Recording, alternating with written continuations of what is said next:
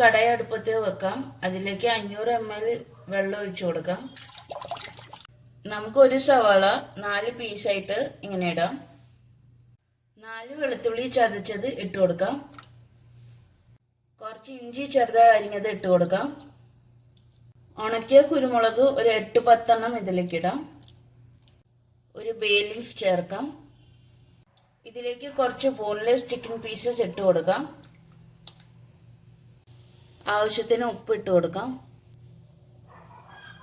ഇത് ജസ്റ്റ് നമുക്കൊന്ന് ഇളക്കി കൊടുത്തിട്ട് അടച്ചു വെച്ച് ഒരു 20 മിനിറ്റ് വേവിച്ചെടുക്കാം.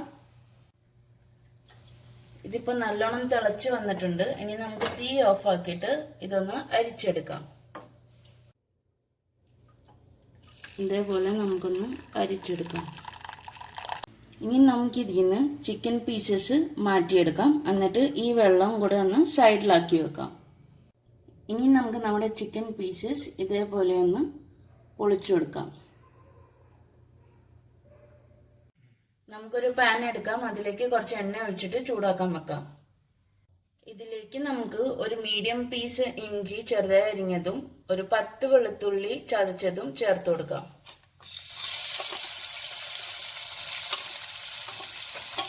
ഇത് നന്നായിട്ടൊന്ന് വഴറ്റി കൊടുക്കാം.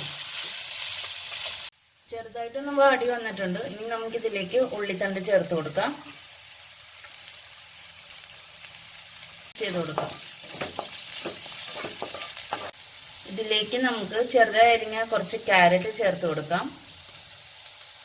ചെറുതായി അരിഞ്ഞ കുറച്ച് ക്യാബേജ് ചേർത്ത് കൊടുക്കാം. എന്നിട്ട് നന്നായിട്ടൊന്ന് ഇളക്കി കൊടുക്കാം.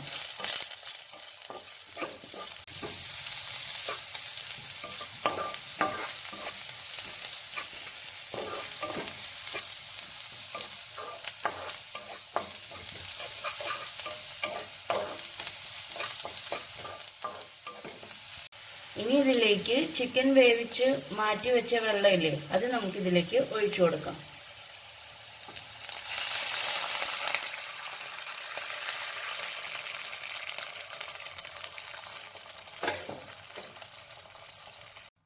പൊളിച്ചു വെച്ച ചിക്കൻ ഇതിലേക്ക് ചേർത്ത് കൊടുക്കാം.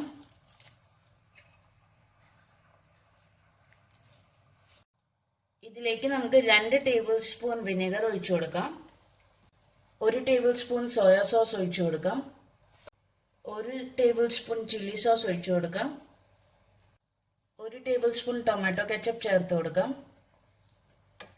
എല്ലാം കൂടെ നമുക്ക് നന്നായിട്ടൊന്ന് മിക്സ് ചെയ്തെടുക്കാം.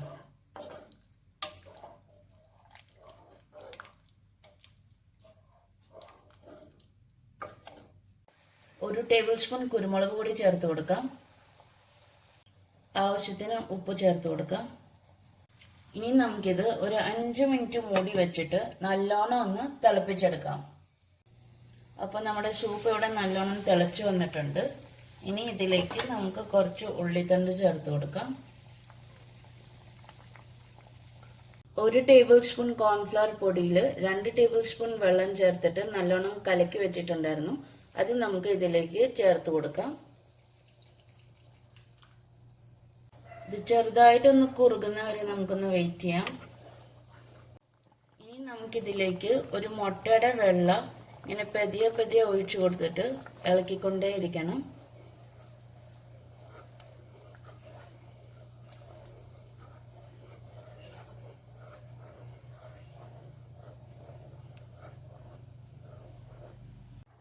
അപ്പോൾ നമ്മുടെ അടിപൊളി ഇവിടെ chicken hot and sour soup ഇവിടെ റെഡിയായി കഴിഞ്ഞു.